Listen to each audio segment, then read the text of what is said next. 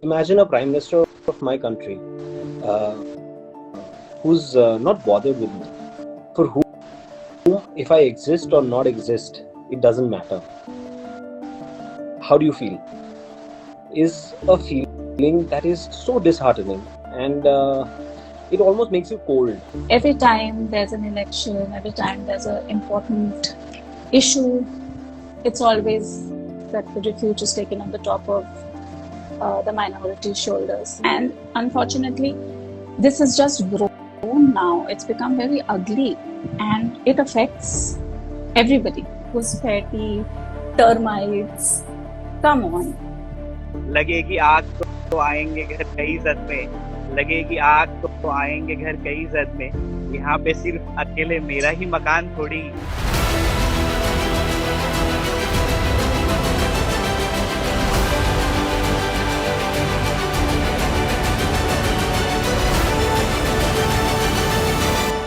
Hello and welcome to another episode of Table Talk. I am Jyotsna. In the last few weeks, if you have been caught up and in sync with the elections that are taking place in India, you would probably be aware of the kind of hate speeches, the kind of communalism, the kind of divisive speeches that have been coming out from the BJP camp.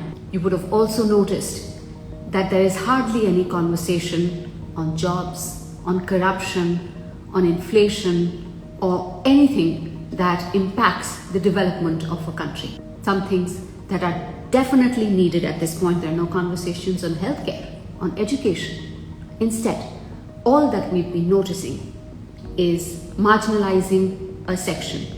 We've been looking at how these speeches, the hate speeches, have not even caught the attention, or rather, they've been overlooked by the Election Commission. It's a rhetoric that is divisive and polarizing.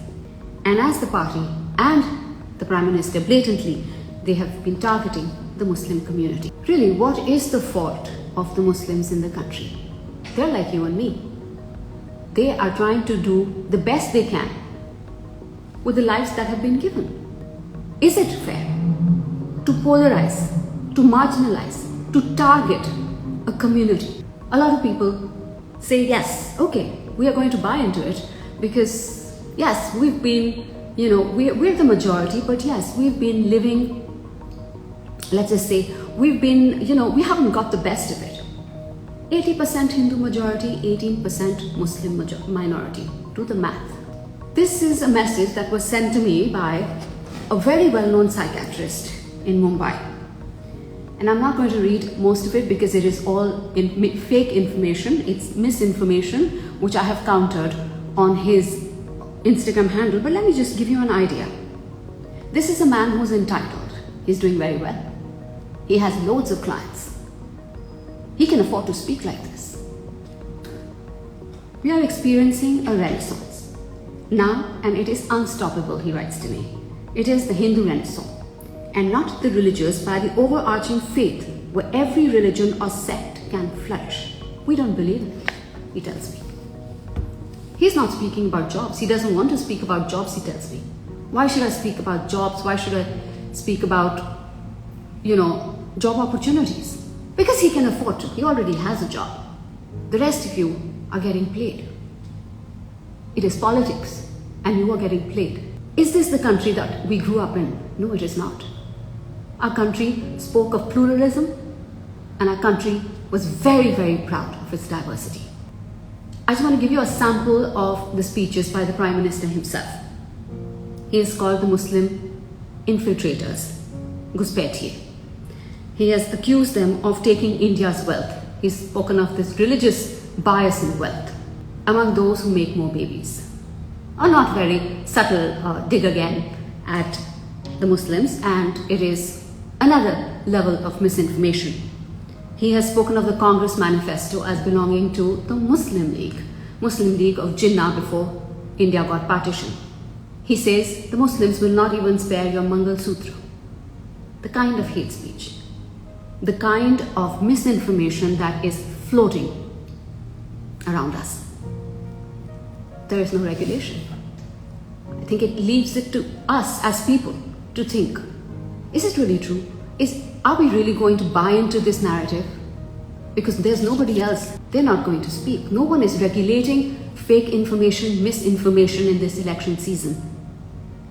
And as I said, it's working with a lot of people, but there are so many people that I have spoken with recently.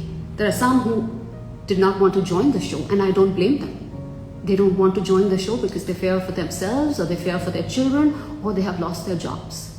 They say that we would rather just stay under the radar. Tell me, how is that fair? These are people who belong to our nation. They are as much citizens of India as we are. I'm going to quickly get in 3 people. Shabib, he is an architect turned scenographer. I have author Nusrat, she's author and a cinematographer, and Shams Alam, he is a para swimmer who has represented India. Nusrat, I'll begin with you. The last few weeks, with the rhetoric risen to these huge levels, what has been going through in your mind?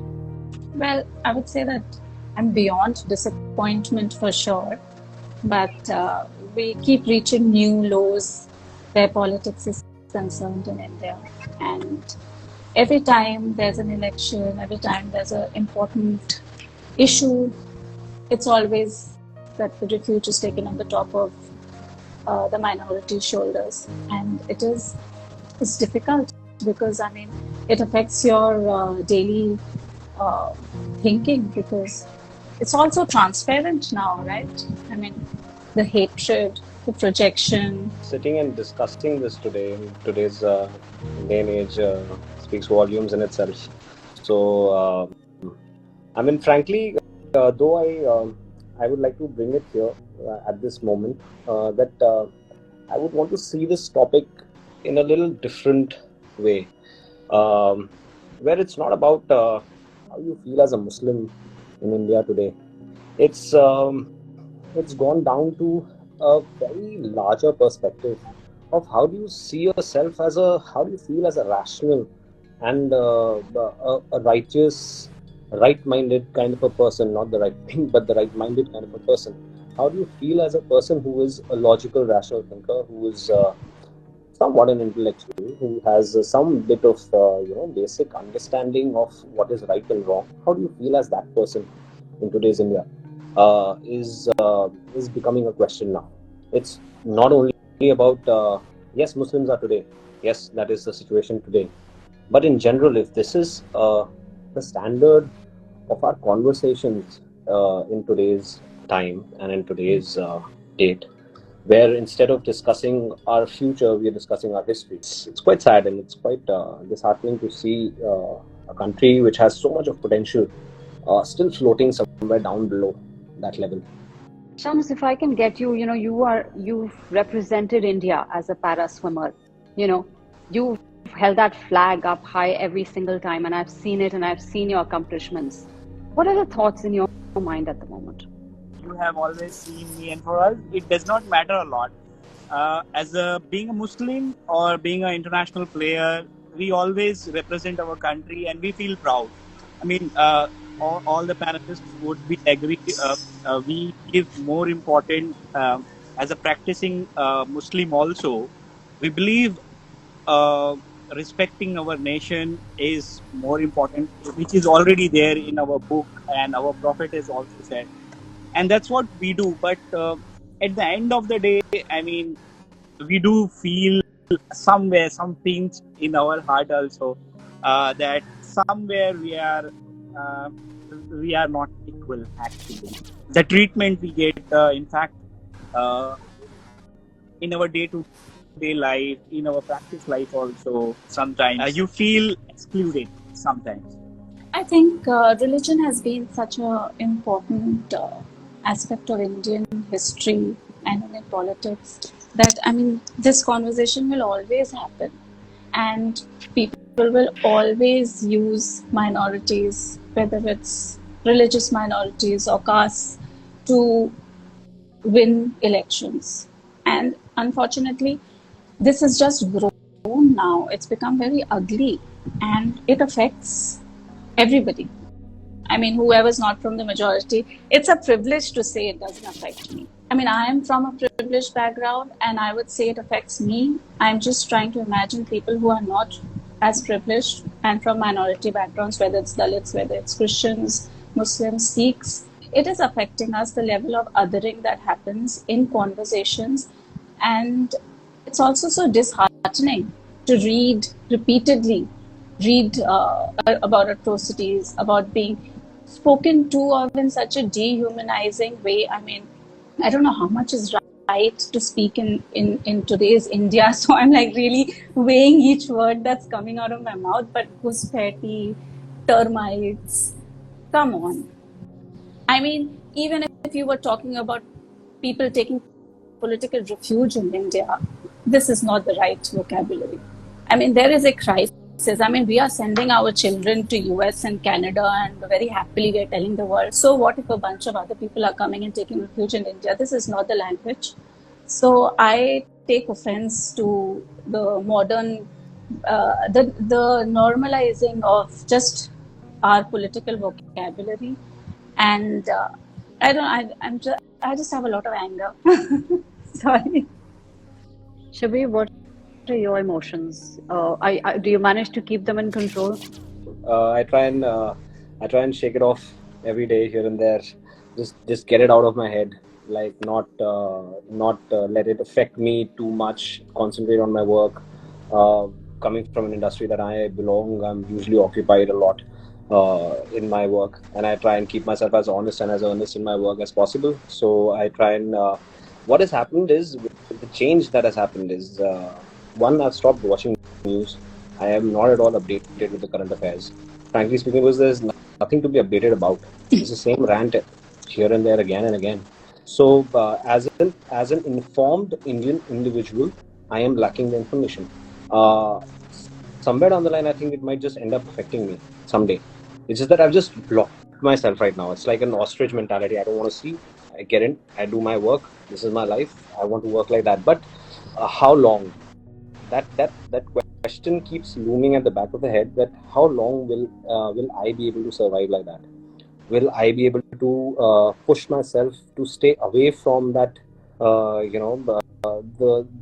ongoing, continuous, bicker about all of these conversations that have no value and no meaning in themselves. Yes, the nation is functioning. We are the privileged ones to be able to filter it out. There are people who are not being able to filter it out. There are people who are getting permanently damaged with these thoughts.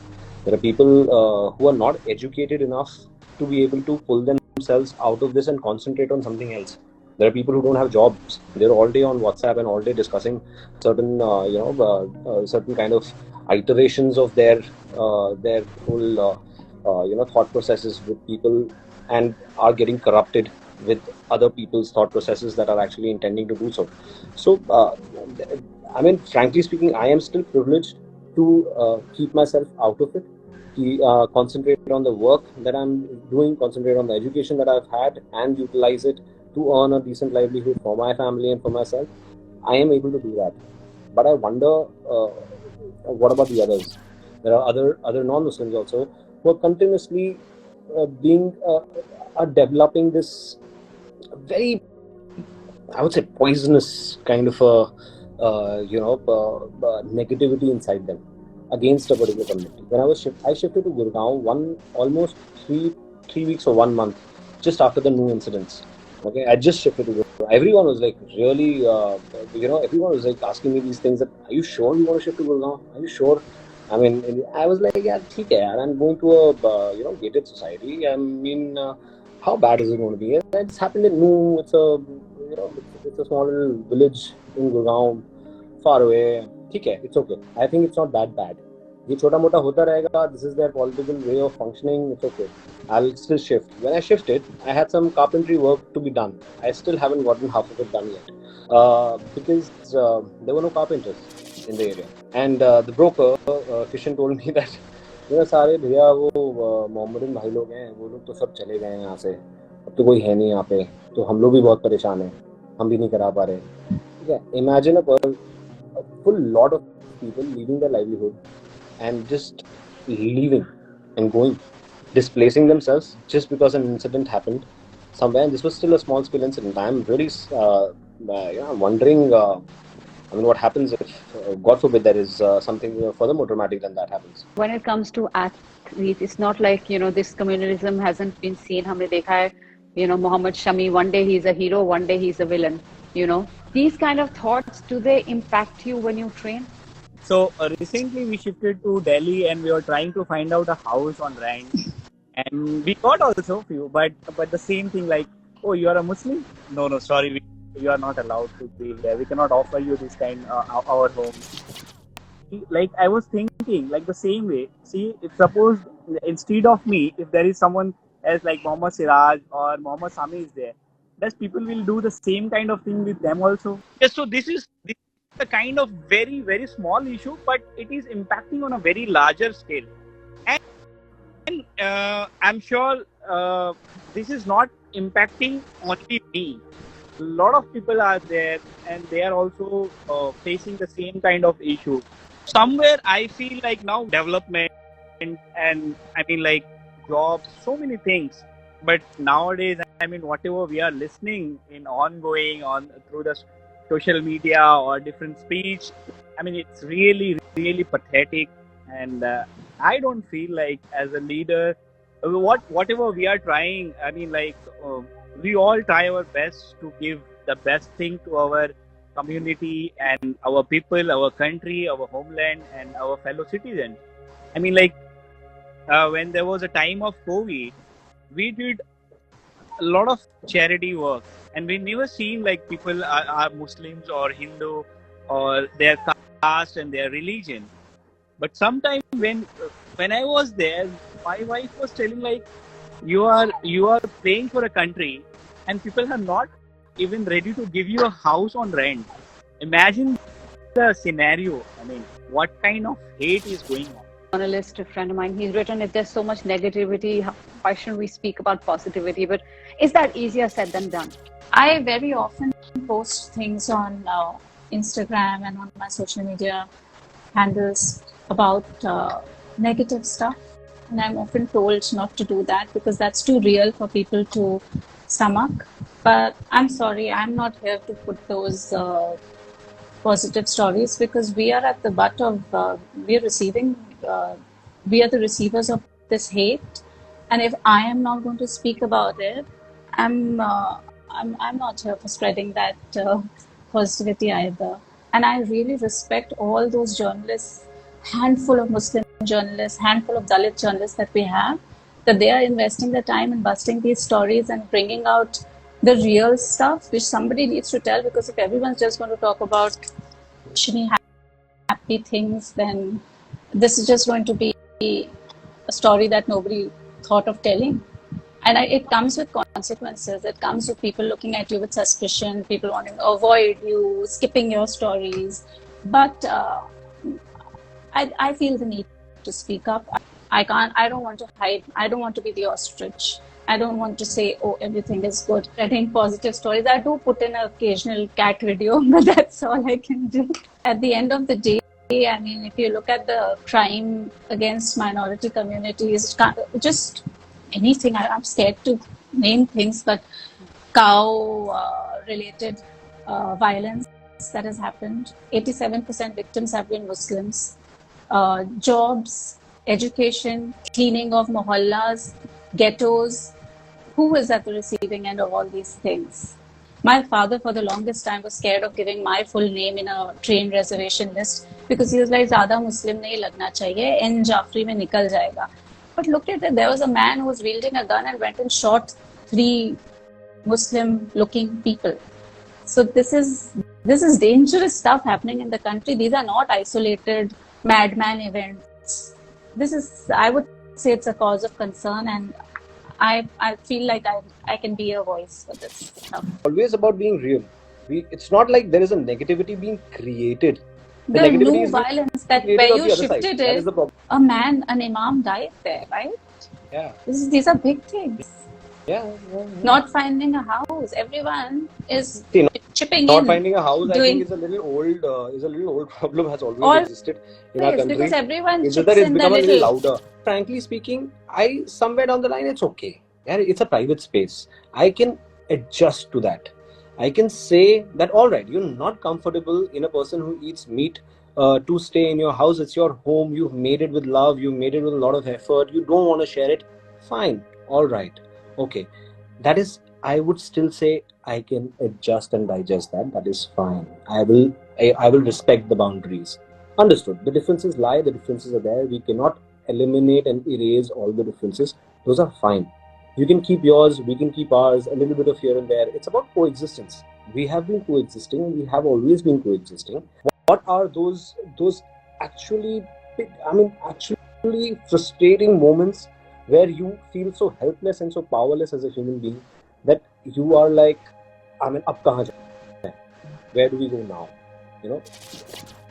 Do you feel that? Do you get that feeling when you hear our top person in power say something? Like, do you feel that? Imagine a prime minister of my country who's not bothered with me. For whom, if I exist or not exist, it doesn't matter. How do you feel? Is a feeling that is so disheartening, and it almost makes you cold. It makes you cold, unfortunately.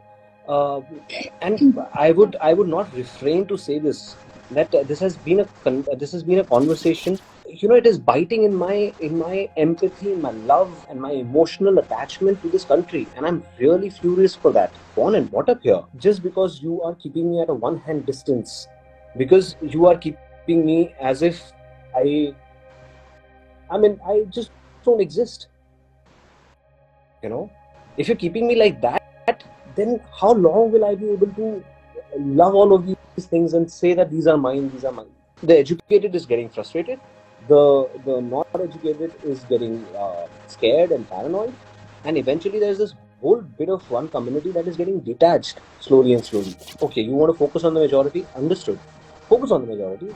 But at least then don't push the minority away so far that it's scared to even approach you, that it's even scared to think that whether, forget about doing good for the minority. The minority is right now scared and really hoping that it does not do anything bad to them. There are a lot of young children who are getting radicalized sitting at home, by parents. There are children who are smarter than that. To those children and to those parents, who are looking like me, who are on the outside, but see what is happening, what would you tell them? When we get the support, definitely we all will rise. When we will rise, the country will rise. लगेगी आग तो आएंगे घर कई जद में, लगेगी आग तो आएंगे घर कई जद में, यहाँ पे सिर्फ अकेले मेरा ही मकान थोड़ी. Today with like one community, then next day it will happen with you also. Like some other community, irrespective of like Hindu, Muslim, then there will be like some caste like upper caste, lower caste, and XYZ people. So it will come to you. Like or tomorrow it will come to you. So let's start giving our best to make our country proud in possible way, and let's reach together in the best place. Make this country best for everyone. It happens both ways, right? When you are othering a community, that community is also going to move towards something familiar, and that can also be regressive. I don't know. It's a choice, of course, but people following religious markers to what extent? Because they are not welcomed to be, mingling and talking with other communities. So it kind of encourages a ghetto mentality where you think that this is it and I'm happy within this circle. And anywhere the outside majority is not welcome, it's always encouraged us to study and go out of the city, dream bigger. Studying is also not like something that everyone can do if they don't have the right means and the right comforts for. But if you are so caught up in this hate cycle and this othering cycle, then you don't want to step out there like, nahi. The emphasis has shifted from studies, education to like clinging on to things because you are being pushed to the periphery.